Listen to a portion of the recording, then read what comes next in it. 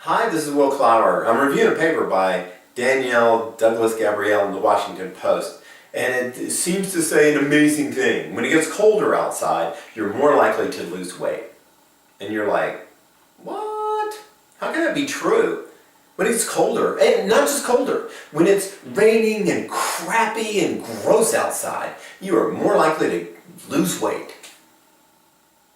And the data they got indicate that. But the conclusion they got doesn't. And that's what makes our lives so crazy when you're trying to sort out reports like this in the Washington Post. So here's what they did. They did something kind of cool. They had a device that tracked your activity and your GPS location. And you could input your weight and log your food record. So you're logging your food record, you're logging your weight, and it knows where you are. So once it knows where you are, what they did was they worked with Weather Underground. It's a app that knows what happened when. And they correlated those. So they know, and this was done globally. So all over the earth, there were people who were doing this little thing.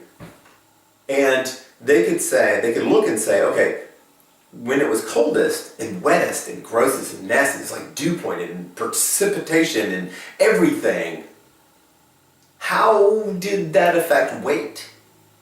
And what they found was when it was colder or nastier and grosser outside, BMI tended to fall. So the lead sentence in this article is winter's no excuse. It's a great time for fitness, and you may be more likely to lose weight then. Well, first of all, in this study, they didn't even track fitness, Danielle. Love you, but they didn't track fitness. Also, what they did was they showed that two things happened at the same time. So somebody lost weight and the weather happened in a certain pattern. Those two things are correlated, but they're not causal. That's like saying Halley's Comet is streaking away from the Earth and my cat gets ornerier and creakier like that. That's my cat. By the day, which means, obviously, that my cat is causing Halley's Comet to get further away from the Earth. Obviously, or Halley's Comet is getting further away from the Earth, which is causing my cat to get creaky and old. Those two things have nothing to do with each other. Just because you have a beautiful correlation doesn't mean they're related. Hello? That's like Science 101. I think this article was basically published as an advertisement for their product, which is a great product, by the way. But, a sidebar in this article, here's what they found.